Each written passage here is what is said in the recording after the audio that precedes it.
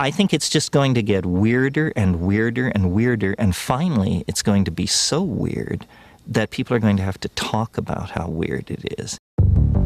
Eventually people are going to say, what the hell is going on? It's not enough to say it's nuts. You have to explain why it's so nuts.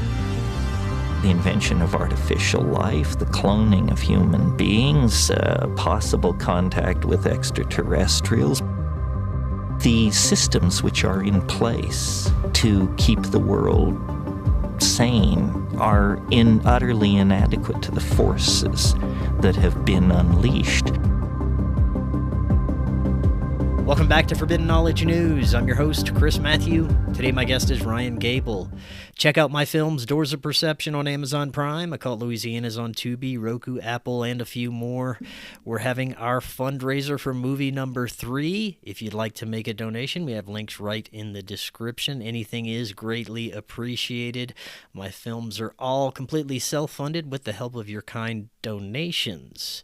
We are booking guests for February. If you have suggestions or you'd like to be a guest, email me forbiddenknowledgenews@gmail.com.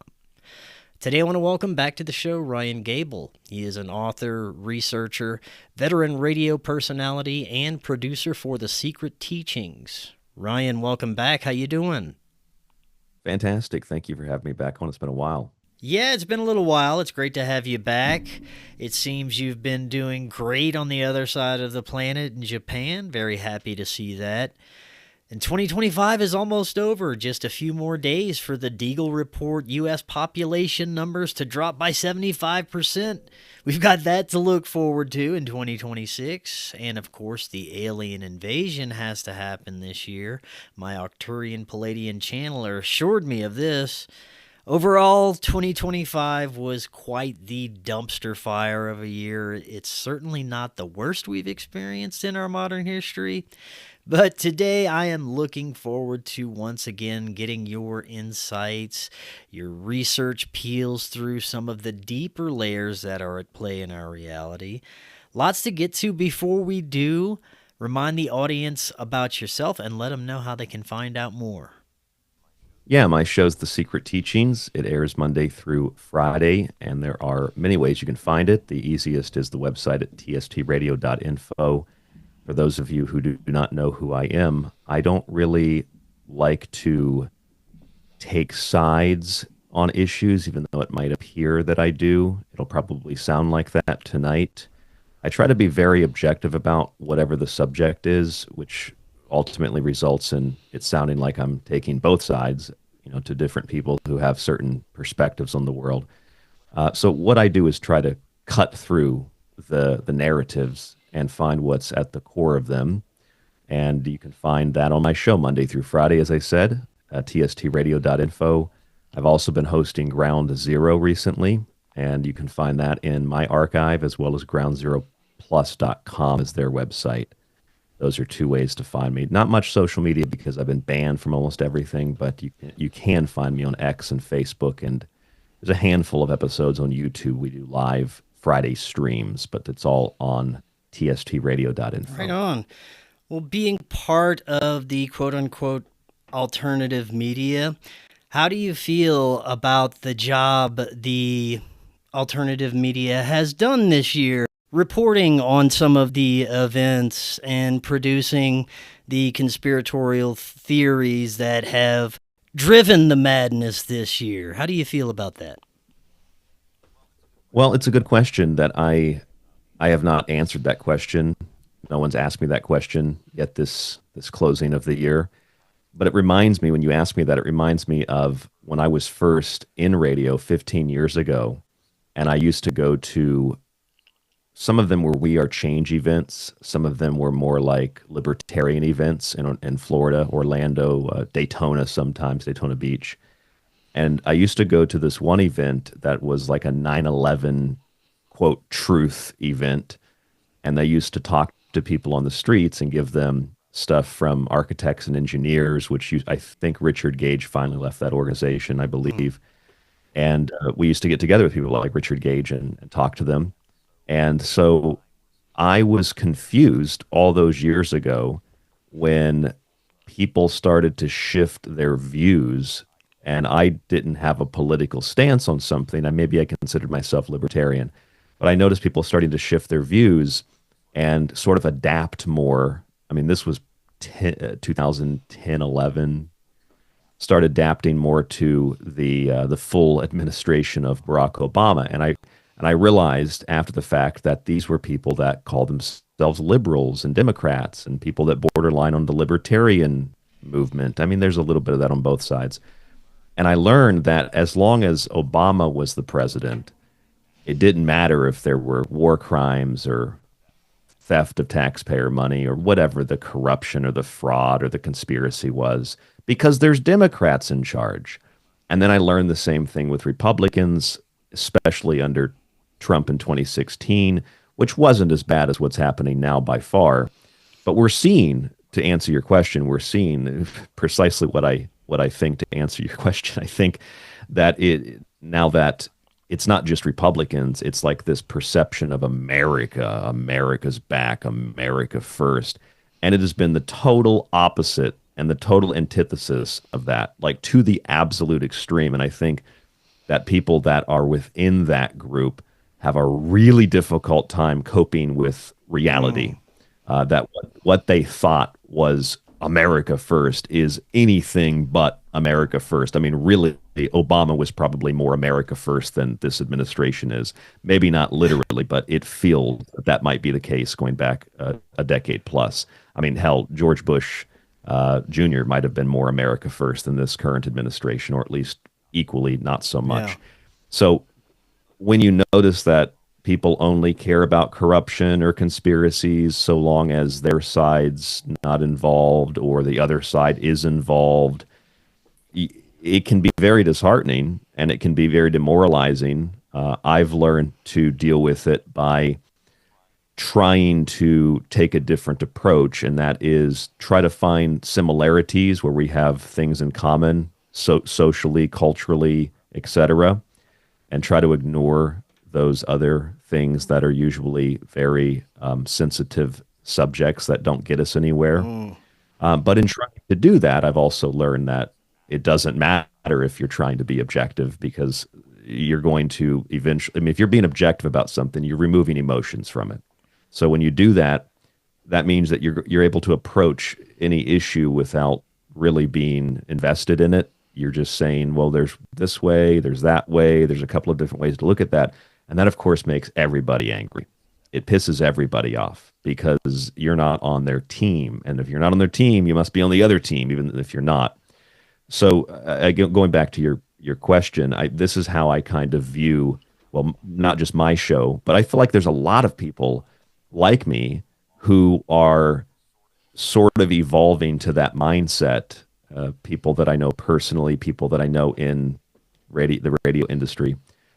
And as the alternative media goes, I feel like they have been not a little bit, but like wholly and completely, even this last week with the story about Nick Shirley, I believe it's been wholly, completely compromised to the point where the mainstream media has evolved into the alternative media, or vice versa, or a little bit of both. Since you mentioned this current administration, what are some of the agendas and what are your concerns about this administration that most people aren't paying attention to that are unfolding? I can tell you some of the big ones that are obvious are the technocratic tech bros takeover, the policies surrounding technology and AI that are being implemented by this administration as well. That's one of the biggest and most concerning to me, but what are some of the other things that you're seeing? Well, I agree with you. I think that's probably one of the biggest and probably least talked about issues. And it involves every administration. It also involves a necessity to be objective. I mean, obviously, speaking from an objective point of view, an American point of view, if countries like China or Russia, whether they're friend or foe, are developing very, very sophisticated artificial intelligence that could be used for, well, quite literally anything, economic warfare, or physical warfare, well, then you would obviously want to construct something. You would want to build something and beat them to the punch. The problem is, in my assessment, the problem is this has nothing to do with China. It has nothing to do with Russia.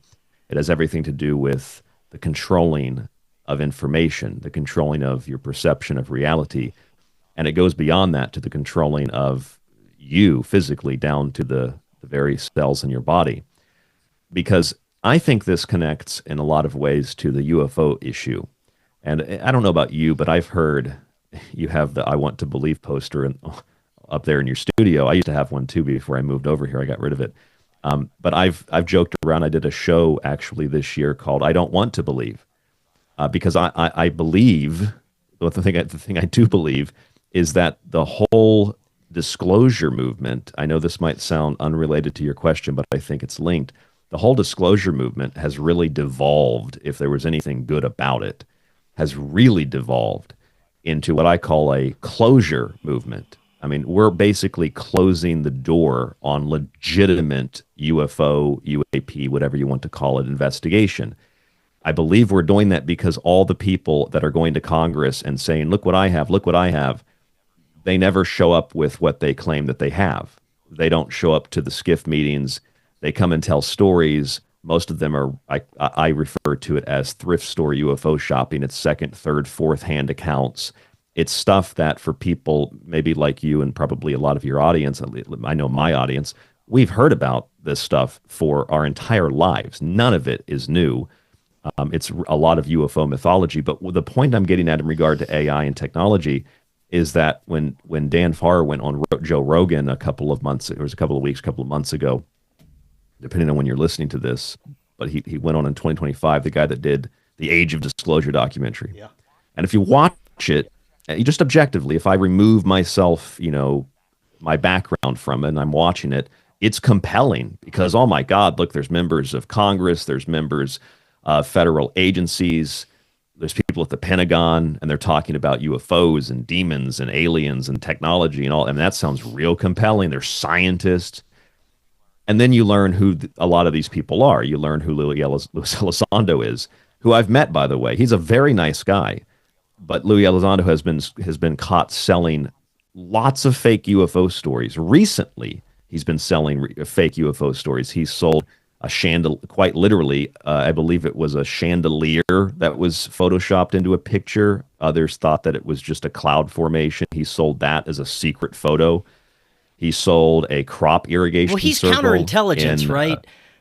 In your mind, I think he has to wouldn't you think that that's what he did when he was actively working intelligence. He was working counterintelligence, and you would think if he did that at one point, why would he not be still implementing that now within the UFO community, right? Richard Doty style, yeah. And I think that Luis Elizondo is, well, like with David Grush. David Grush was also intelligence, and people might say, well, I mean, the intelligence community, that's where you're going to find the truth about this stuff.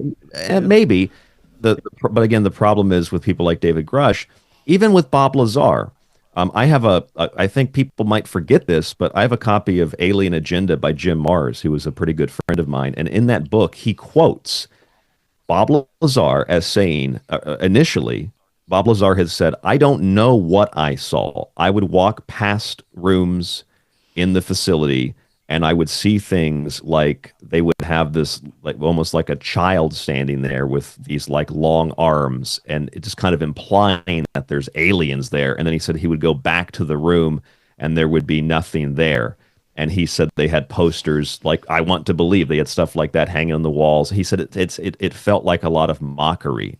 And he said he didn't, I'm paraphrasing, I could pull the exact quote, but he said he didn't know if what he was being shown was real or if it was just disinfo, and if that's why he was brought in. People forget that Bob Lazar said that. And David Grush even said that. He said, I don't know. He said it in one of the News Nation interviews. I don't really know what it is. I don't know if what I'm saying is, again, I'm paraphrasing, but based on the truth. He said that in the original interview, I think it was. So when you have a Luis Elizondo, a Bob Lazar, a David Grush, even if they're genuine guys, I don't necessarily think so, but even if they are genuine guys, it can be used to peddle a narrative that's not true. And considering, again, going back to your question, but considering that the Pentagon has openly acknowledged now that the UFO mythology has been largely created by them.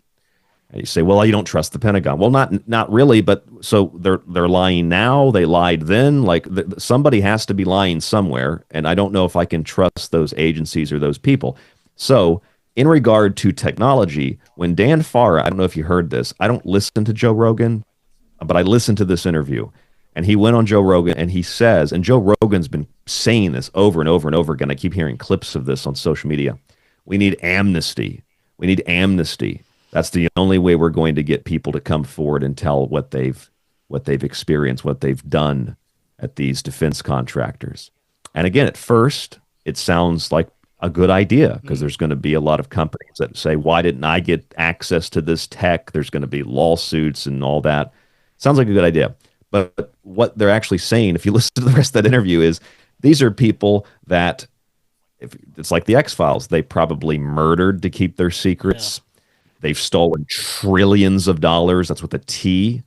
So these are people that, by the UFO community's own admission, are liars, murderers, and thieves, and you want to give them mass amnesty. And then you get to the Marco Rubio stuff, where Marco Rubio is saying, we need to do, he didn't say amnesty, but he says we need to advance our technology rapidly to keep up with China and Russia because we don't know what these UAPs are. But it's like, hold on a second. I mean, I've got Alien Agenda. When was that book published by Jim Marrs? A long time ago. We've known about this stuff forever. It's not new. So the point is, and it takes me a long time to get to the answer because there's so many details. But my point is, to answer your question directly, I think the whole push for an AI arms race has, first of all, it has nothing to do with UFOs. That's just the justification. I think it has nothing to do with Russia. It has nothing to do with China. I think that's provable because we know that this stuff's been going on for thousands of years, actually. I think that it's about complete and absolute control. And I think when you look at the parallel things that are happening alongside of the question that you asked, you have TikTok and Paramount that were just purchased by Larry Ellison. You have Jared Kushner, who, with the Trump administration, is trying to undermine the openly, it's mainstream news even, undermine the Netflix Warner Brothers deal to get control of Warner Brothers, meaning that basically not only would the White House have control of Warner Brothers or the Trump family, but Kushner and the state of Israel would have control of Warner Brothers, which is already basically an Israeli company anyway. So, and that's on top of the TikTok sale being forced by the Trump administration to Larry Ellison. All the Chinese, you can't trust them, but you can totally trust the Israelis, who are so corrupt that the CIA doesn't even let them into their headquarters because they try to bug their greatest ally. So when you see those things happening in parallel, and you look at all the people and the names involved, the Sergey Brin hanging out with Trump, the Mark Zuckerberg of Facebook hanging out with Trump, the YouTube people, like all these people are connected to a foreign country. And that foreign country, according to Larry Ellison, is the hub of artificial intelligence. And with the exception of Peter Thiel, who's like a Christian Zionist vampire, literally he's a vampire. He openly says that. He wants the blood of young people. He had that Antichrist conference in California a few months ago, late 2025. He is one of the few people who's not, I suppose you could say, Israeli. And he is, the guy that founded Palantir. By the way, he's also the guy that was one of the original founders or investors of Rumble. But people forget that. So people like Peter Thiel with his Palantir company, and that's where you get into some of the occult stuff, though. But Peter Thiel with his Palantir company is working directly with the White House, working directly with all these other people, including the Sam Altmans. I mean, they're all of the same foreign nationality, if you will. And all of these people are involved in getting control of the media, completely getting control of economics, completely getting control of every aspect of, well, in our case, we care about America. getting control of every aspect of society. It's a takeover, it's an occupation, and that, I think, is what it's not about UFOs or Russians or Chinese. It's, if anything, it's about Israel, or at the very least, it's about total information awareness and control, which is what Palantir originally was. So I know there's a long way around to answer your question, but I hope that all of those details in that context make sense for your audience. In my perspective, all of these psychological operations and agendas are being used for multiple purposes at the same time. Since you mentioned the UFO disclosure that's currently unfolding right now, you're basically saying that they're using that as essentially an excuse to develop AI for further control. Help us unpack that a little bit. What is the connection there that they're using the UFO disclosure movement for? What's really behind that? Well, so there's a couple of different ways to look at this. I think the most important is to look at the parallel between the movement of disclosure and the open acceptance of that within the federal government, within national news, where it's not so much mocked anymore, it's kind of embraced and accepted. And alongside of that, here comes this guy who didn't really apparently know much about it and just decided to contact everybody in the government. And they were like, sure, I'll do a documentary with you. That kind of stuff always sounds suspicious to me. Because when I email a member of Congress, you don't get a response, or you get an automated response, and you're lucky to get anybody to actually respond to your email. So people like Dan Farr, which maybe he's a great guy, he probably is, I don't know him. But it's suspicious to me, because when you have this movement for disclosure being embraced, and then you have the officials that are running it saying, well, we need to give amnesty to everybody involved. And then what's the next step of that is we got to defeat the Chinese and Russians in this new arms race.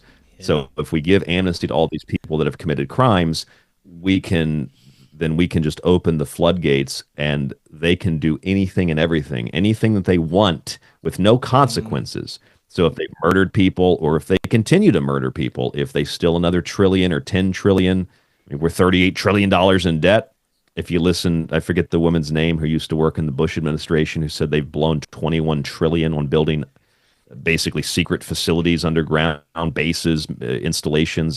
So you have basically all this money that's disappeared. Catherine Austin Fitts. Ah, yes. So tens of trillions that have disappeared, people that have been murdered, etc. And you want to give amnesty to those people so that they can build the new technology openly to defeat the Russians or the Chinese, which what the open declaration of let's build this advanced technology, whether it's in Silicon Valley or it's Herzliya, Israel, the first use for it is surveillance and control of movements. It's not about defeating Russia. It's not about defeating China. So I think they're using the UFO, quote, disclosure narrative to justify basically just giving a it's like an eternal pardon for every crime you've ever committed and any crime you might commit in the future. It's technocracy is what it is, which makes a lot of sense when you look at who the vice president is.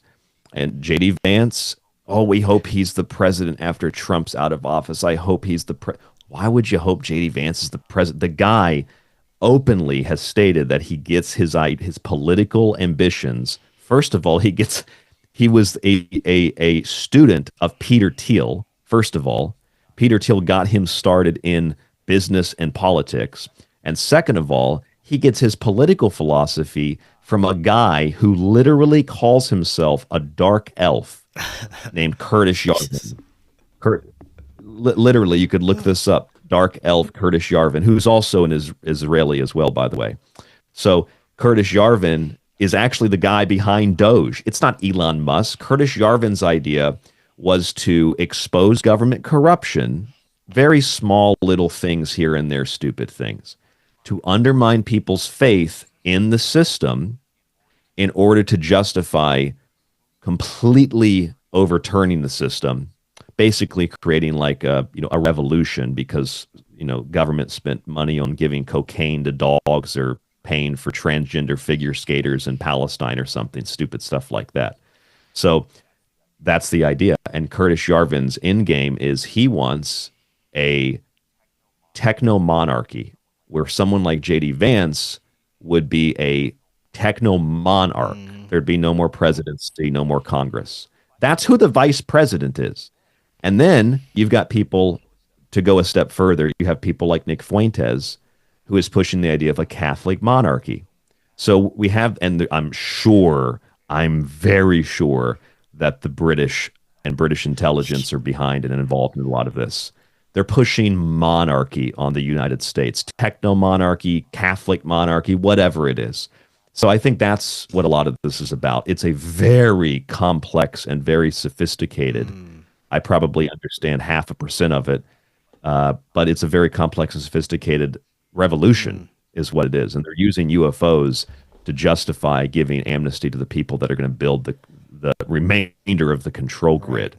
I mean, that's just my initial assessment. It would take a lot more to get into the details, but that's what I think. That makes sense. What are your thoughts on where we're at technologically with AI, the reliance people have on it, how advanced it is already for videos and pictures, and how deceptive it can be and how it's being used deceptively across the board for social media? I have to thank AI because I no longer scroll at all on social media. I post my shows and I get out. There's no time wasted, although it was very little to begin with. There is no more social media in my life. Thank you, AI. But what are your thoughts on it? Well, I'm glad that you're able to do that. I have a hard time, even though I don't have a lot of social media, I have a hard time posting the show and not trying to find another topic on there. But that's a great question, because I definitely have a different perspective than most of the people that I know. Your Chat GPTs, your Groks, and things like this. I use Grok as a search engine, which is why, like, if I couldn't find something because it's been scrubbed, I'll ask Grok, can you get me the government report on XYZ? Get me a link to it. I don't trust what Grok says, but if you give me the link to it and it takes me to U.S. State Department or DOJ or whatever it is, it's their official website, and there's the link, then it's basically a glorified search engine. But there's a giant leap between the glorified search engine of Grok and the kinds of systems that are being developed and kind of randomly or rarely discussed in the press, where a chatbot or several chatbots start communicating in Sanskrit. Or they develop their own language, right? That's a little bit different than what Grok's doing. But, the whole underlying idea here is that, like, if you look at Grok, its logo is Saturn. Grok itself, the name, it's named after a character in a book. It has to do with aliens. And then you look at, like, the Sanskrit story. You could type that in chatbots, start communicating in Sanskrit. Link that to CERN, where Sanskrit and Hinduism and Indian mythology is Shiva, and then also back to Oppenheimer with the bomb. Now I become death, the destroyer of worlds. These are the old gods. Hinduism, in its original form, the Vedas, like, this stuff is thousands of years older than almost any religion in the world. I mean, people talk about the Abrahamic faiths. That's like recent. I mean, the Vedas, I've read between 8 to 10,000 BC. That predates Abraham by thousands of years.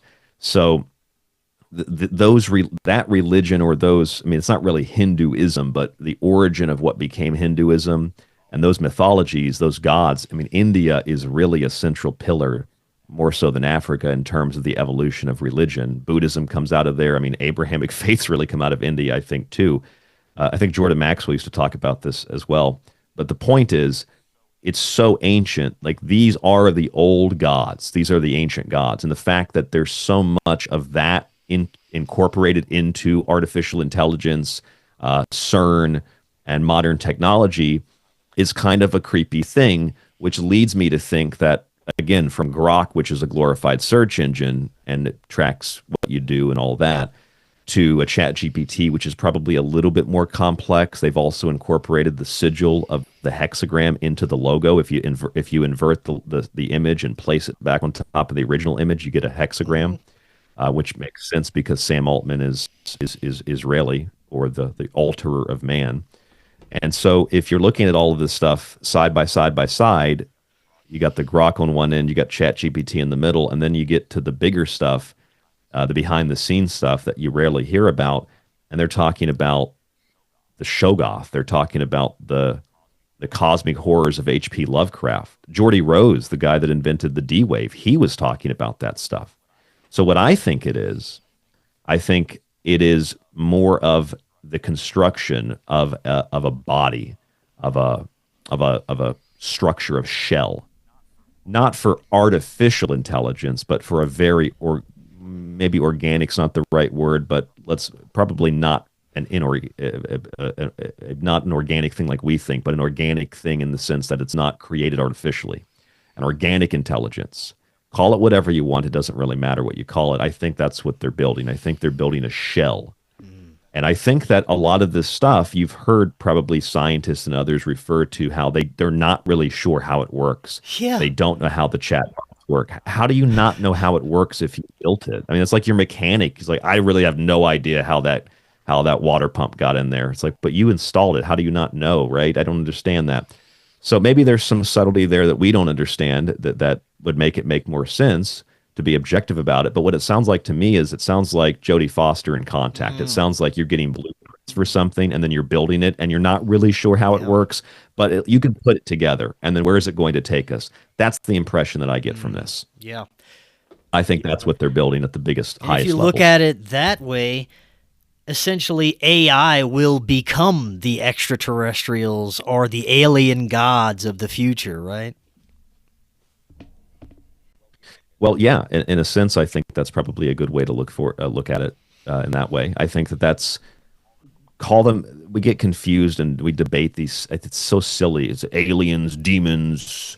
Like in Age of Disclosure, they were even talking about how there's people at the Pentagon that don't want to discuss aliens because they're demons, and that conflicts with their religion. I don't really care. It doesn't really matter what you call them, because if there's something on the outside and we're opening a gate for it to come in, I don't really care what it is. I don't think it's a good thing. I don't think it likes us. Or like in the case of Lovecraft, it might not have any concern for us at all. It's not malicious, it's not benevolent or malevolent. It just is. And that could be arguably even more dangerous than like having a set enemy that's very malicious and intent on destruction. Something that has no concern for you at all is maybe even worse. I have to wonder if these Silicon Valley tech dork nerds are actually actively attempting to communicate with something. You hear about their psychedelic use. Maybe they're trying to get in touch with something, or is it just that they're getting these downloads of information and they have no idea where it's coming from or the ultimate purpose of what they're building, but they feel like it's their ego is driving them to do it because it's bringing them fame and fortune and money. Well, there's a couple of things there. One, if you ever watched American Horror Story, did you watch the Apocalypse season? Yeah, I think so. I think I did. It was a long time ago that came out. In that season, they were the Silicon Valley tech guys, and they made a deal with the devil. And I remember that? And they brought the Antichrist into existence essentially for some cocaine and sex with Victoria's Secret models once a week or something like that. But what you said about being driven by something, I mean, it's not my opinion. It's actually nobody's opinion. It's the direct statement of Les Wexner, who's also of that same foreign country, who was involved intimately with Jeffrey Epstein. And Les Wexner, with the Wexner Foundation, he said in the 1980s, there's an interview you can still find there's a magazine interview he did, where he said he is possessed by Dybbuk. Oh, yeah. And Dybbuk is a Jewish demon. You remember that? And it's wild stuff, right? And he said it drives him for money and fame and cars and houses and women, and that's why he doesn't get married or have a family, because he just wants, that's what the demon wants. So the thing is, this is where we breach the, you're not supposed to go there, because I mean, people will, there's a lot of jokes on social media, people making fun of anybody that commentates on Israel or says, "Oh, well, all these people in this power, structure here are Jewish. If they were Muslim, there'd be an issue with that." And people joke and say, "Oh, you're the guy that counts the Jews." It's like, no. I'm the guy that counts how many Muslims are not in things. And when I assess the technological sphere, it's like, with the exception of Peter Thiel, who are all the big heads? Sergey Brin, Yuval Harari, who's a particularly nasty individual, I think.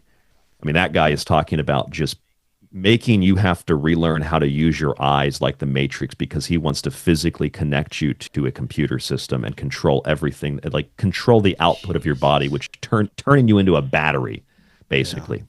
So you got Yuval Harari, you got Sam Altman, the Alterer of Man, you got Larry Ellison. I mean, these are just a handful of the names, not to mention Elon Musk, who says he's aspirationally Jewish, who has signed a contract with Czech, that's with the Q, Czech, an Israeli company, to censor black list and shadow ban on X at the behest of this foreign government. The same thing with TikTok, the same thing with Zuckerberg and Facebook. These are all the people that are meeting with Trump. This is just so important, I think. If the overwhelming majority of the people that are involved in this are of a particular religion, and they're not the Orthodox conservative Torah Jews who usually reject all of this stuff, they're the ones that embrace the Bavli and the Talmudic rabbinical text. And their beliefs, if it matters what, quote, Muslims think, and it matters what the so-called Quran or Hadiths of Muhammad says, then it matters what the Bavli says. It matters what, hell, even the Torah says. It matters what the Jews that are doing this believe. And we don't have to get into any more detail than that, but the fact is, their religion matters. As a matter of fact, the guy that created the concept of, I think, what's the technical term for it, paleoastronautics or ancient aliens, was a Jewish Torah scholar, Mattis Agrist. Look at the people that are pushing the alien narrative. You've got Anna Paulina Luna. You've got, I forget the guy's full name, it's like Mikalski or something in Congress. And Avi Loeb, who I think he's actually a good guy. He's a good friend of one of my good friends, but he's also Israeli.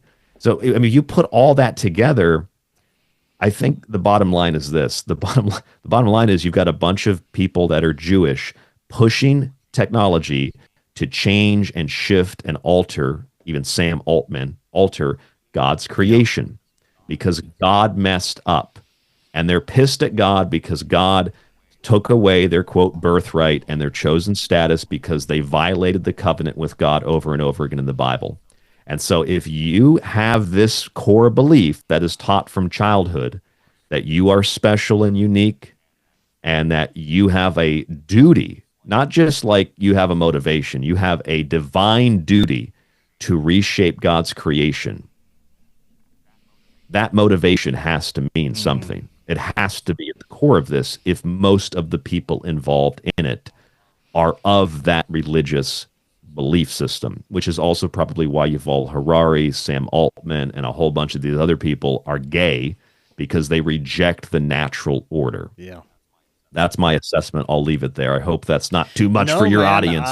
We've been here plenty of times. It seems to be all about inversion. And if you take a step back and just look at the overall degradation of morality and how that has been ushered in, and the sources from where those ideologies have been ushered in, well, it goes back to a certain group of people every time. But we have to talk about the big high-impact event that occurred this year, the Charlie Kirk assassination. I haven't gotten too deep into this. It's so convoluted. There are so many pieces that don't fit together. There are so many pieces that fit together that shouldn't fit together. so many strange synchronicities and occurrences surrounding this event. It's very hard to navigate some of it, but have you looked into it at all? What do you see? Well, there's another complex issue. You're totally right. I mean, even looking into it, it's hard to have any reasonable conclusion because you're just left with thousands of different opinions and you have no idea what's real and what's not real. I mean, there was let's start here with that movie Snake Eyes with Nicolas Cage. Did you watch that? I've seen Snake Eyes when it came out, and I had to rewatch it after the whole thing just to take note of all of those syncs that occurred in that movie that somehow link up impossibly to that event. Yeah, I had never seen it before. I like Nicolas Cage, so I watched it, and it was, kind of comical Nicolas Cage acting. So I watched it, and when I watched it, I'm watching it from an objective point of view. Like, I don't really, if there's connections to the Charlie Kirk assassination, all right. If there's not, there's not. So I'm watching it, and I know this is what gets me, and it kind of goes back to what you were saying about AI and not being able to trust the videos online and stuff like that. I'm watching it, and I had never seen the movie, so I had no idea what to be looking for. And as soon as it starts, it's there's that big storm, and there's a woman reporter, and they show the fight match, the billboard poster, whatever it was on the building, and it says if I remember this correctly, just off the top of my head, I think it was September 9th was the night of the fight. And this goes back to what you're saying about AI and not trusting videos and things like this, because the conspiracy community said September 10th. And I said, oh, no, I think it says September 9th on the poster. So, or it's something like, it was like a day or two off. And I said, it's not the 10th.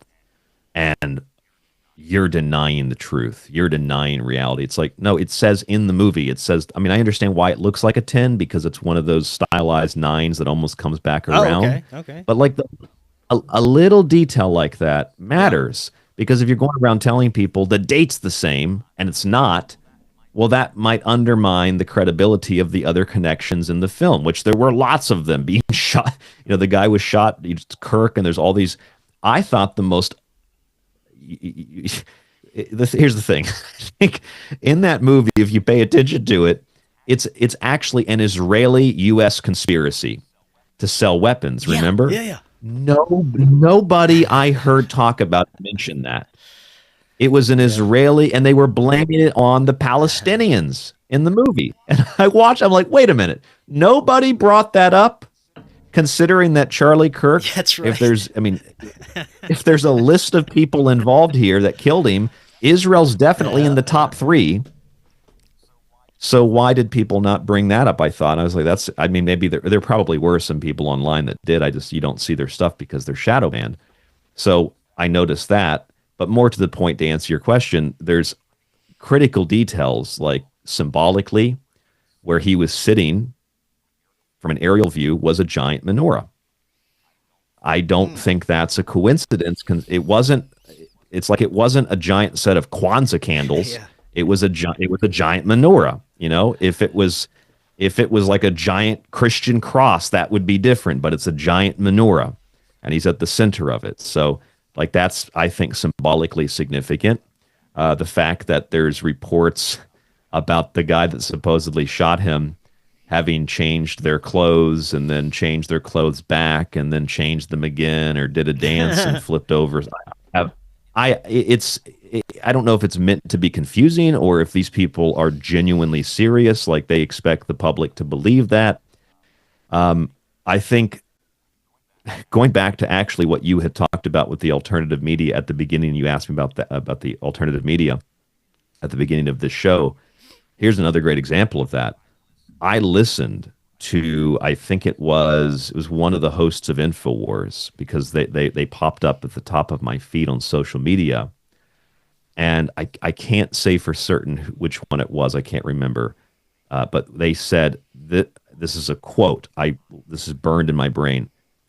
This might be the first time that the official narrative was ever true about Tyler Robinson. And I thought, InfoWars thinks this is the time, and maybe all the people there don't think that, but this one host said that. I thought, that's got to be a joke. And I watched it, and it wasn't a joke. And so I started thinking, well, hold on a second.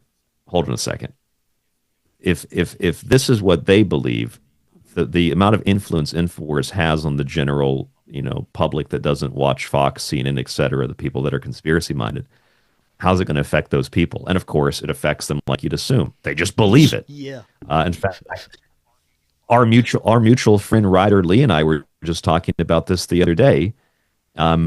He was telling me some very strange connections to the JFK assassination, which I thought were brilliant. I think he really nailed those. He did a show with Jay Widener on them because they had done that JFK X documentary, I think it was. So Ryder and I were talking, and he was like, "How do people still believe this? That this guy did it?" And I said, "It's probably because InfoWars told them that he did it." And so whether or not there's like some grand conspiracy of compromise, you can just see how there's no thought put into it. The people that are info warriors, and not every InfoWars listener, like I listened still this year on occasion for entertainment. I can't even turn it on for that reason anymore. But on average, like the narrative that came out of InfoWars was that Tyler Robinson did it, and now they're at war with Candace Owens. So whether it's like there are outside forces trying to create these conflicts and setting people against each other, or there's massive compromise. I think there's massive compromise at InfoWars dealing with those lawsuits that were forgiven and nothing too terribly bad actually happened, which I think is the same thing would happen to how Trump was completely compromised as well with those lawsuits.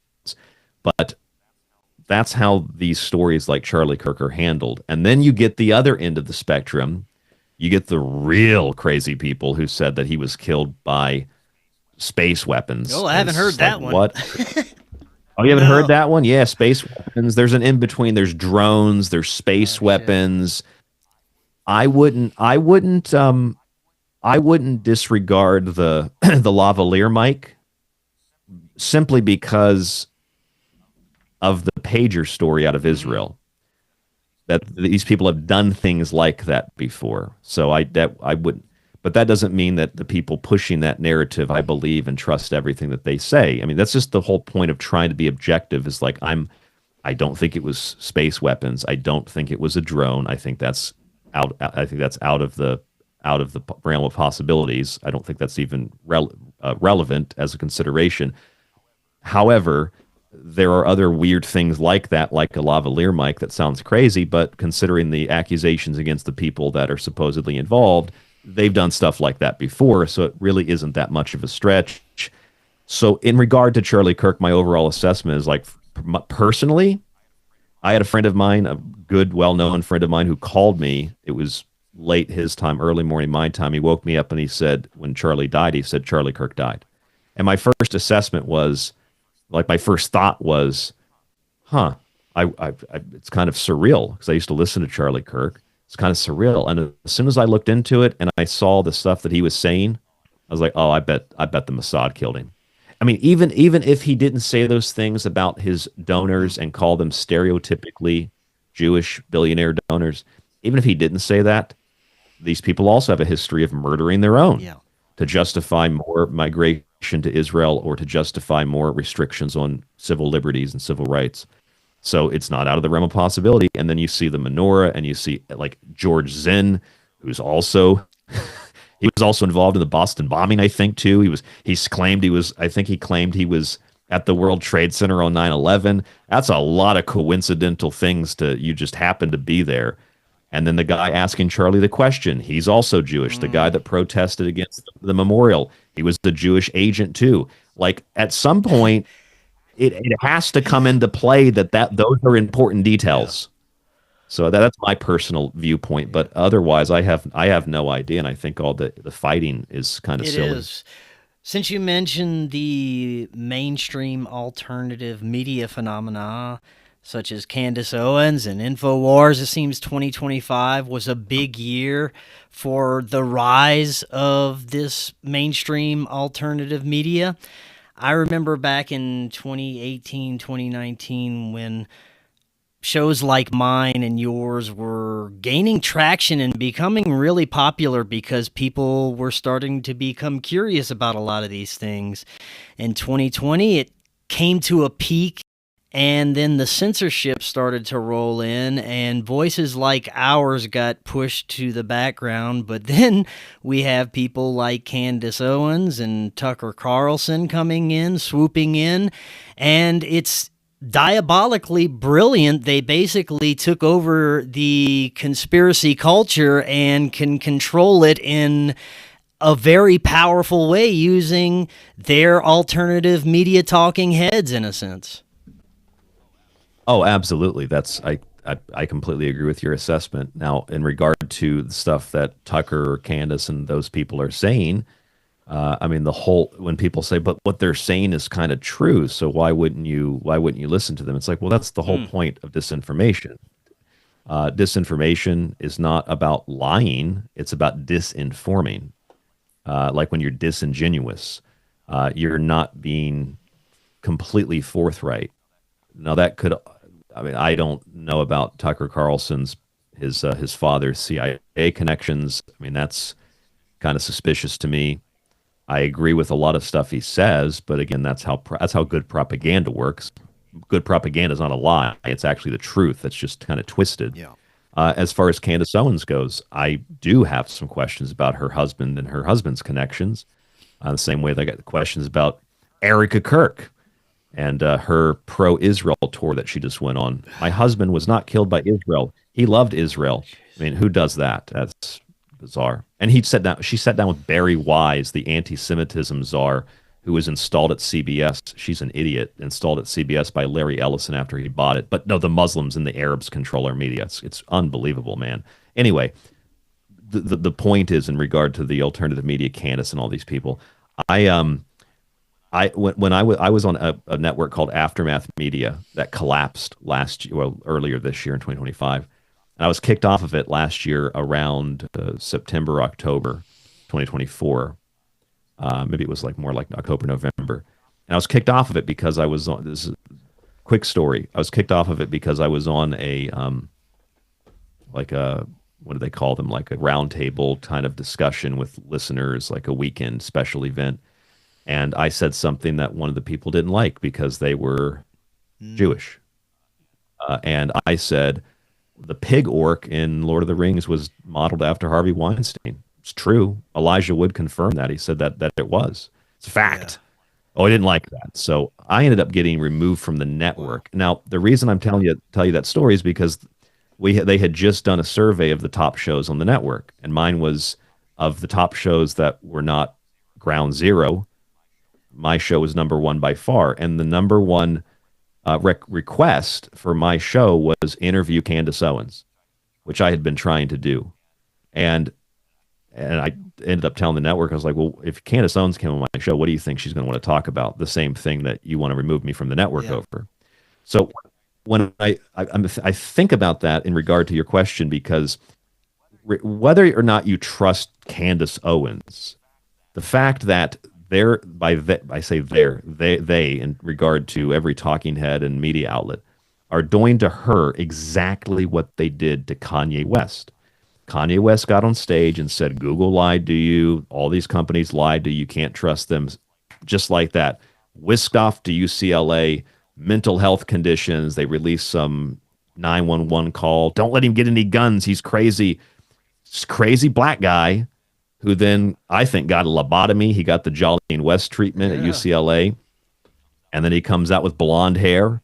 And he's just like staring with these big eyes. Yes, I feel better. It's like a movie. It's crazy. And they're doing the same thing to Candace Owens. She has an opinion, and considering that she's a black conservative, well, now you can't have that.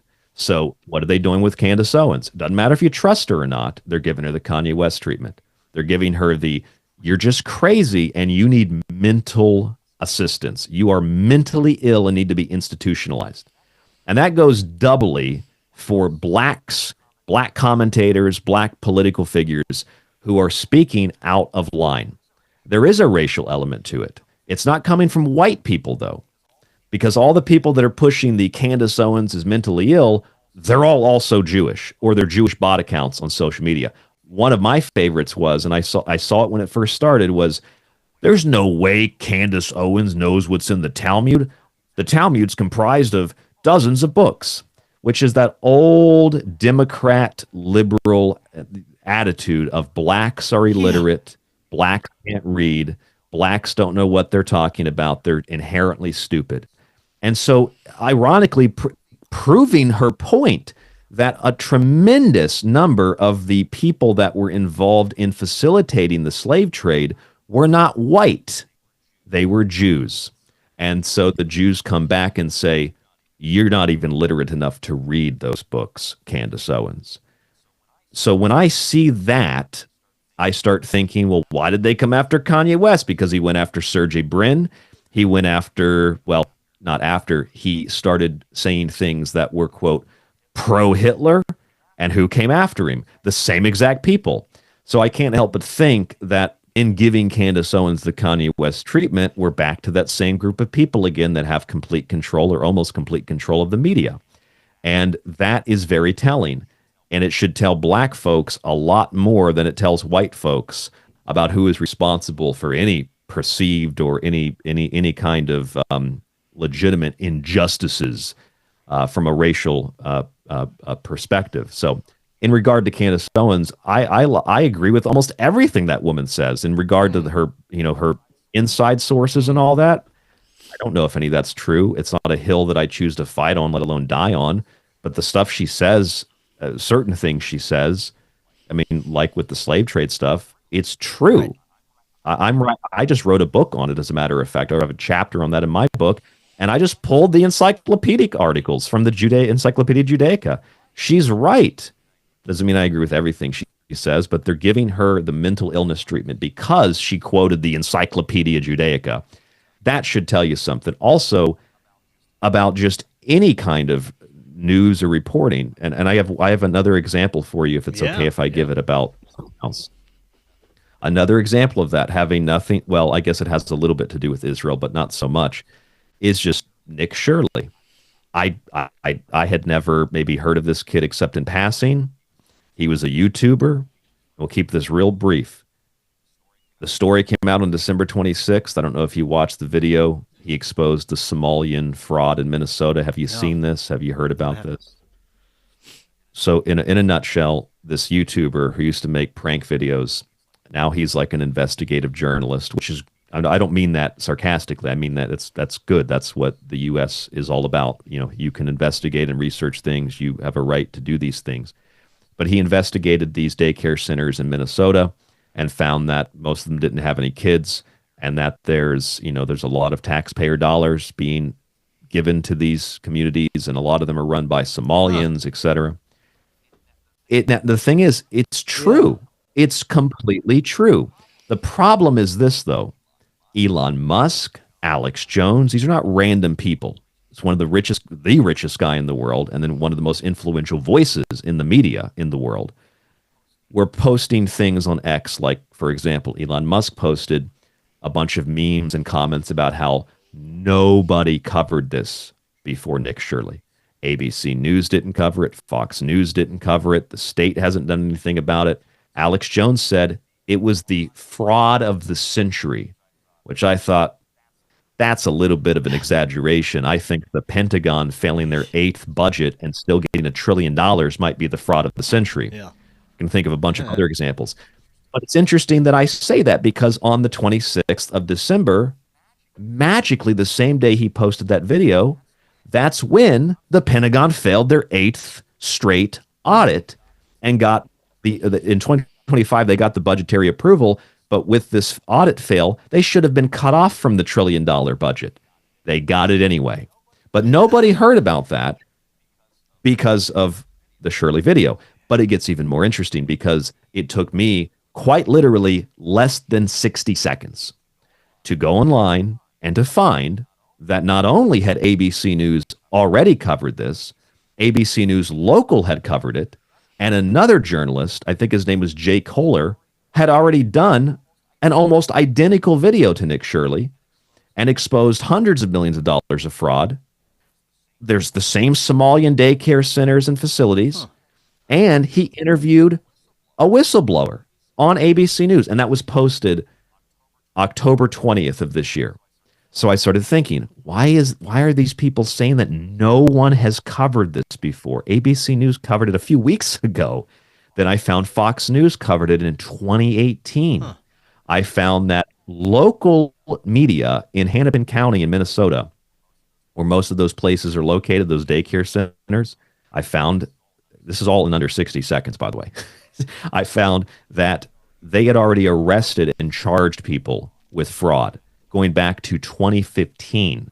There was another Fox report from 2013, which means the story is minimum a decade old.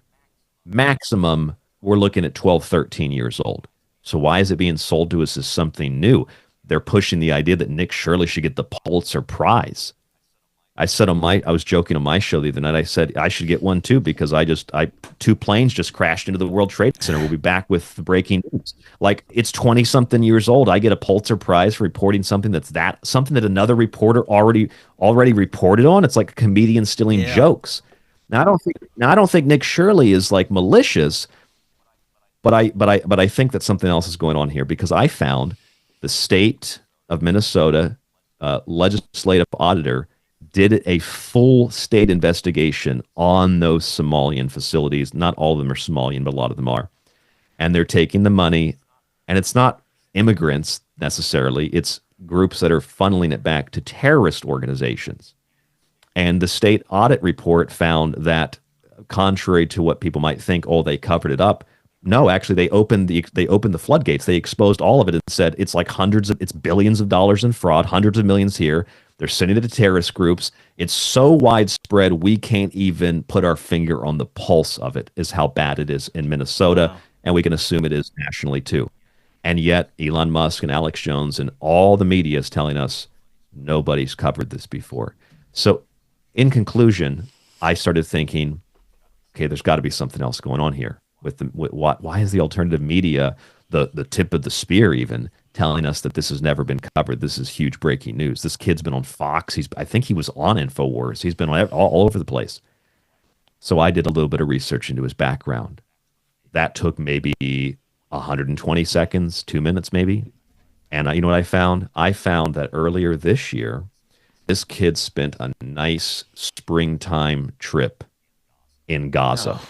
Well, in Israel, on the border of Gaza, which is where most kids want to go. They want to go hang out in Gaza, right? He claims that he went there on his own dime. Maybe he did. But he goes in and interviews a colonel in the IDF. I'm sure you can easily set that up if you're looking to have that interview too. Yeah, right. And he releases videos that are not, he's not acting pro-Israel. He's not acting anti-Israel. He's acting neutral. He's like, I don't know what's going on here. Why don't you tell me? It's a propaganda video because, I mean, objectively, if he came back and had something that wasn't pro-Israel, he would have probably got a bullet in the head or not been allowed to fly back home, or they would have confiscated his videos. So I found out he did that. And then I started thinking, oh, okay. And then I started seeing videos, people saying, for all of those out there claiming that Israel gets all this money, now you know that Somalians are the ones that are really ripping you off. And, so it's probably a disinfo campaign, considering that X has a contract with Israel to censor content, and they've pushed this to the top of all the feeds. That probably feeds into this. And then the most important part of all is the fact that not only did the Pentagon fail that audit, but still get that $1 trillion defense budget. Well, the same exact week, in fact, the day it went super viral on the 28th, 29th, a couple of days after it was posted, guess who was in the U.S.? Netanyahu. And guess where Netanyahu went? He went to Trump, Mar-a-Lago. And guess what Netanyahu and Trump were talking about? Among other things, 3 critical things. They were talking about how the U.S. just launched a war in Venezuela. That hasn't made much news. They blew up a depot. They talked about how Iran is going to have to be dealt with. We're going to have to go to war with Iran. And in the process of all that, Trump said he spoke with the Israeli president and they're going to give Netanyahu a pardon, thanks to the U.S. government. So all of that and the Pentagon budget and all that, that conveniently gets left out of the equation. Plus one little tiny last critical detail. This Nick Shirley kid met with Jake Lang, the Israeli agent provocateur, who with a Deus Vult, God wills it podium, openly said in Minnesota, Muslims need to leave the United States or we're going to send you packing with a new crusade. Strange rhetoric considering that the Pentagon is run by Pete Hegseth, who literally says that we're going to have a crusade against Islam. Good thing he has $1 trillion budget to get started. Yeah. And on top of that, you also have InfoWars selling Crusader posters. So I'm pretty sure that it wasn't investigative journalism. I'm pretty sure that it was an operation to promote war. And that's what you get with the new modern alternative media. It's become the mainstream media, and instead of Fox and ABC and CNBC and MSNBC and all the others pushing war in Iraq or Afghanistan, now it's InfoWars pushing war in Iran. Now it's InfoWars pushing war in Venezuela. It's the same exact identical story, just with new people, new characters. It's a what do they call that in television? They call it like a remake or a revamping of an old TV show. That's all that it is. And the end result is millions are dead and trillions are stolen. But hey, we're making America great, right? So much it's a theater. Big joke it's all propaganda theater. Well, Ryan, this was fantastic. Any plans or major goals for 2026? Yeah, I'm uncertain when this will get the most ears, but I have a real fun, to kind of change the subject a little bit. I have a really fun New Year's Eve show. Oh, this will premiere tonight, so it'll get some ears. Excellent. So that, or if you're listening to it later, you can go back and watch this. It's totally free. As of right now, if it goes well, I got a 4-hour block scheduled from roughly 8:15 p.m. Eastern to just after midnight Eastern time. And we're going to have a great time with special guests like Jay Widener and special guests like John Christian Spadavaccia, and David Oates is going to be on the show. And we're going to do a fun countdown to ascension prophecies and New Age prophecies not coming true again in 2025. I love it. So that would be a fun show you can find in my archive, or totally free, no ads on YouTube. You can find links to that on tstradio.info. And if you want more of what we talked about tonight, you ask me questions, I respond, but on my show it's like 2 hours of just analysis, no breaks. So if people want more of that and they're into that, you go to the website, you can find all the archived shows. I appreciate you having me on the show. Thank you. And I know how it is interviewing people like David Icke, where you're like, David, how are you doing? And then he just talks for 2 hours and you don't get to say anything else.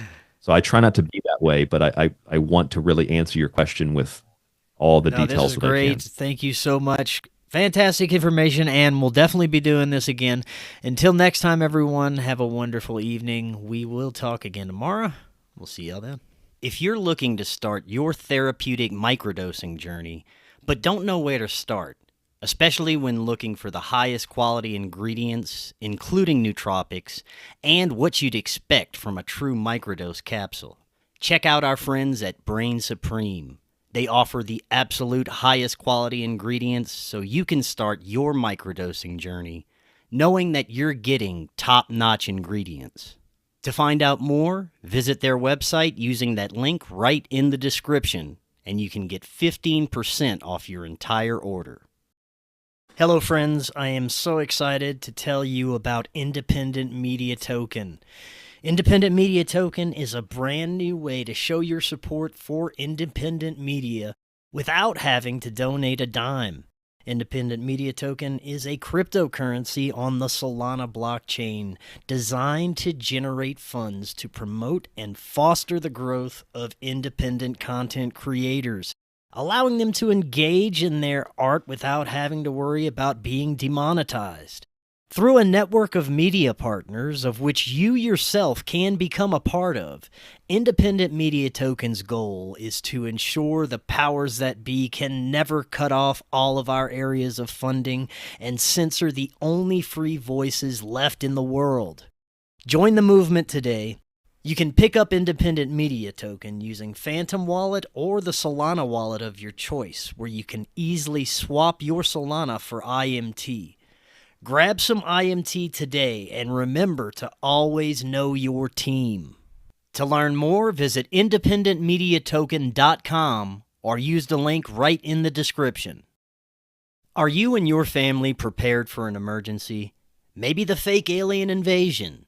Now is the time to prepare yourself and your family for any event. Check out Prep Starts Now. Their mission is to provide high-quality preparedness products that empower individuals and families to be ready for any situation. They're committed to delivering reliable, trusted gear to ensure your safety, security, and peace of mind in times of need. Their product selection is carefully curated to provide you with the essential gear you need to stay prepared.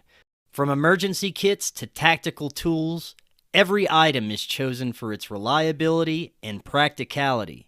Prep Starts Now understands the importance of family, and their goal is to equip you with everything you need to build a solid plan for your family's preparedness. In today's ever-changing world, being prepared is more important than ever, and Prep Starts Now is here to help you and your family stay ready with quality products and practical guidance. Use the link in the description and get 15% off your order.